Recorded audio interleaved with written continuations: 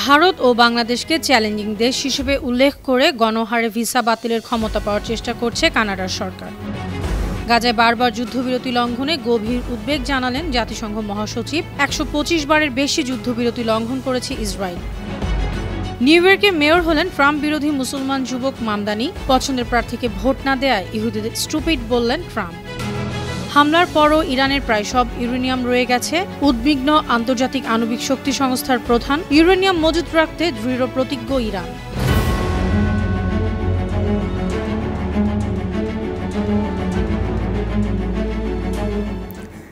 শুনছিলেন সংবাদ শিরোনাম। সবাইকে স্বাগত জানাচ্ছি বিশ্বজিৎ প্রতিদিনে।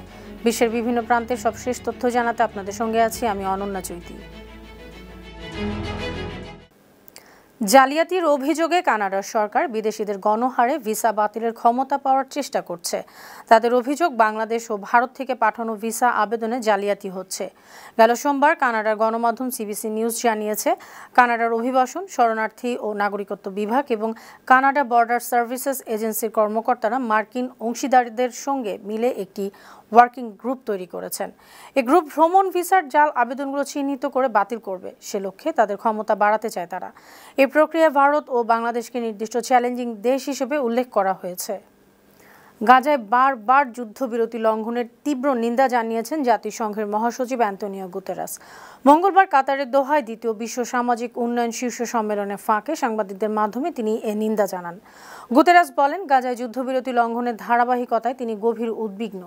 এ সহিংসতা বন্ধ করতে হবে। সব পক্ষকেই শান্তি চুক্তির সিদ্ধান্ত মেনে চলতে হবে। উল্লেখ্য, হামাস যুদ্ধবিরতিতে রাজি, কিন্তু ইসরায়েল প্রতিদিনই চুক্তি লঙ্ঘন করছে।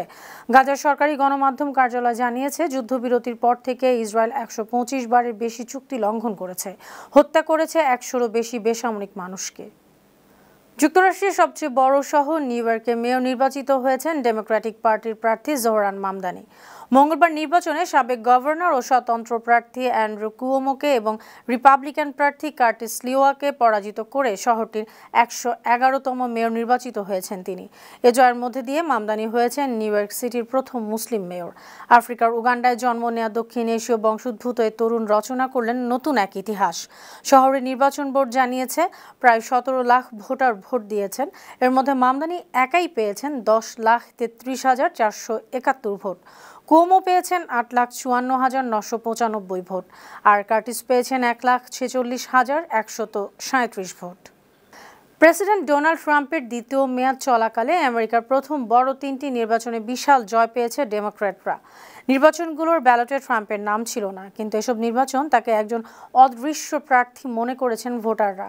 ফল প্রকাশের পর নিজের ট্রুথ সোশ্যালে ট্রাম্প লিখেছেন, রিপাবলিকানরা আজকের নির্বাচনে জিতেছে দুটি কারণে। প্রথম কারণ, ট্রাম্প নির্বাচনে ছিলেন না, আর দ্বিতীয় কারণ, ফেডারেলে কর্মীদের শাটডাউন। নিউ ইয়র্কে মামদানি ছাড়াও নিউ জার্সির গভর্নর নির্বাচিত হয়েছেন ডেমোক্র্যাট প্রার্থী মাইকি শ্যারেল এবং ভার্জিনিয়ার গভর্নর নির্বাচিত হয়েছেন ডেমোক্র্যাট প্রার্থী অ্যাবিগেল স্পেনবার্জার। এদিকে জোহরান মামদানিকে সমর্থন দেয়া ইহুদিদের স্টুপিড বলেছেন যুক্তরাষ্ট্রের প্রেসিডেন্ট ডোনাল্ড ট্রাম্প। মঙ্গলবার ট্রুথ সোশ্যালের পোস্টে তিনি এমন মন্তব্য করেন। ট্রাম্প লিখেছেন, নিউ ইয়র্কের মেয়র নির্বাচনে যেসব ইহুদি ডেমোক্র্যাট প্রার্থী মামদানিকে ভোট দিয়েছেন তারা মূলত বোকা এবং ইহুদি বিদ্বেষী। তাদের এমন পদক্ষেপ আমেরিকান ইহুদিদের বিরুদ্ধে যাবে। এর আগে মামদানির পরিবর্তে আরেক ডেমোক্র্যাট অ্যান্ড্রু কুয়োমোকে ভোট দেওয়ার আহ্বান জানিয়েছিলেন ট্রাম্প। মামদানি মেয়র নির্বাচিত হলে নিউ ইয়র্ক শহরের জন্য বরাদ্দ কেন্দ্রীয় অনুদান বন্ধের হুমকিও দিয়েছিলেন তিনি। ইসরায়েল ও যুক্তরাষ্ট্রের হামলার পরও ইরানে পারমাণবিক স্থাপনায় সমৃদ্ধ প্রায় সব ইউরেনিয়াম রয়ে গেছে। বুধবার ফিনান্সিয়াল টাইমসকে কথা জানিয়েছেন আন্তর্জাতিক আণবিক শক্তি সংস্থার প্রধান রাফায়েল গ্রোসি। তিনি বলেছেন, হামলায় ব্যাপক ক্ষতি হয়েছে ঠিকই, কিন্তু এখনও ইউরেনিয়াম আছে, তবে পরিমাণ জানা যায়নি। তবে যে পরিমাণ আছে তাতে উদ্বেগ রয়েছে। সম্প্রতি ইরানের পররাষ্ট্রমন্ত্রী আব্বাস আরাগচি বলেছেন, শান্তিপূর্ণ উদ্দেশ্যে ইউরেনিয়াম সমৃদ্ধকরণ অব্যাহত রাখতে দৃঢ় প্রতিজ্ঞ তার দেশ। ইরান সরকার তাদের ক্ষেপণাস্ত্র কর্মসূচির ভবিষ্যৎ নিয়ে কোনো আলোচনাও করতে চায় না। সুদানের কেন্দ্রীয় কর্দোফান অঞ্চলের গুরুত্বপূর্ণ শহর আল ওবাইদে জানাজা পড়ার সময় আধা সামরিক বাহিনী র্যাপিড সাপোর্ট ফোর্সেস RSF এর ড্রোন হামলায় ৪০ জন নিহত হয়েছেন। গৃহযুদ্ধে বিধ্বস্ত দেশটির আল-ফাসার শহরে RSF এর সাম্প্রতিক হামলায় শত শত বেসামরিক মানুষ নিহত হওয়ার পর নতুন এই হামলা হলো।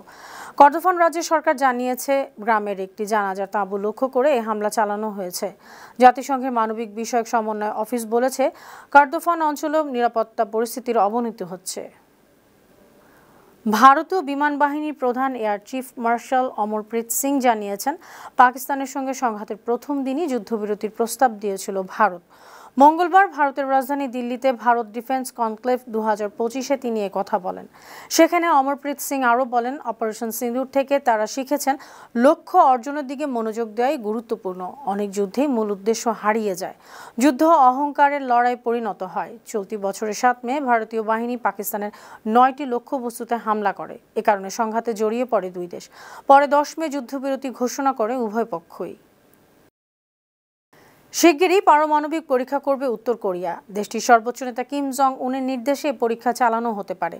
দক্ষিণ কোরিয়ার সংসদ সদস্যদের উদ্ধৃতি দিয়ে দেশটির সংবাদ সংস্থা নিউজ ওয়ান বুধবার এই খবর জানিয়েছে। সংবাদ সংস্থাটি জানিয়েছে, গোয়েন্দা মূল্যায়নের উদ্ধৃতি দিয়ে সংসদীয় কমিটির সদস্য পাক সুং অন এবং লি সন অন বলেছেন, পোঙ্গেরি পারমাণবিক পরীক্ষাগারের 3য় খনিতে এসব পরীক্ষা করা হবে। পাক সুং অন আরও বলেছেন, উত্তর কোরিয়ার পারমাণবিক অস্ত্রের সম্ভাবনা বিকশিত হচ্ছে। পিয়ংইয়ং আন্তর্জাতিক সম্প্রদায়ের কাছে তাদের পারমাণবিক অবস্থার স্বীকৃতি আদায়ের চেষ্টা করছে। যুক্তরাষ্ট্রে উড্ডয়নের পর কার্গো উড়োজাহাজ বিধ্বস্ত হয়ে নিহত হয়েছে 7 জন, আহত হয়েছেন 11 জন। কেন্টাকি রাজ্যের লুইসভিলে উড্ডয়নের পরপরই উড়োজাহাজটি বিধ্বস্ত হয়। উড়োজাহাজটির মালিকানায় আমেরিকান বহুজাতিক company United parcel service Incorporated. বুধবার বার্তা সংস্থা রয়টার্স এসব তথ্য জানিয়েছে। কেন্টাকি অঙ্গরাজ্যের গভর্নর অ্যান্ডি বেসিয়ার জানিয়েছেন, আহত বেশ কয়েকজনের অবস্থা আশঙ্কাজনক। হতাহতের সংখ্যা আরও বাড়ার সম্ভাবনা রয়েছে। ফিলিপাইনের মধ্যাঞ্চলে আঘাত এনেছে ঘূর্ণিঝড় কালমেগি। এ কারণে প্রবল বৃষ্টিপাত ও বন্যায় বিস্তীর্ণ এলাকা তলিয়ে গেছে। নিহত হয়েছেন 58 জন। এই টাইফুনের তাণ্ডব থেকে বাঁচতে কয়েক লাখ মানুষকে আগাম সরিয়ে নেওয়া হয়েছে। দেশটির সরকারি কর্মকর্তারা জানিয়েছেন, মঙ্গলবার ভোরের দিকে কালমেগি আঘাত হানা শুরু করে। এএফপি প্রতিবেদনে বলা হয়েছে, কালমেগির প্রভাবে দেশটির মধ্যাঞ্চলীয় সেবু দ্বীপের সব শহর প্লাবিত হয়েছে। সেবুর বেসামরিক প্রতিরক্ষা বিষয়ক উপপ্রশাসক রাফায়েলিতো আলেকজান্দ্রো বলেছেন, বেশিরভাগ মানুষই পানিতে ডুবে মারা গেছেন। সুপ্রিয় দর্শক, এই ছিল আজকের বিশ্বজুড়ে প্রতিদিনের আয়োজনে। দেশ বিদেশের বিভিন্ন খবর নিয়ে আবার আপনাদের সামনে হাজির হব। সেই পর্যন্ত ভালো থাকুন, সুস্থ থাকুন, বানো টিভির সঙ্গেই থাকুন। ধন্যবাদ।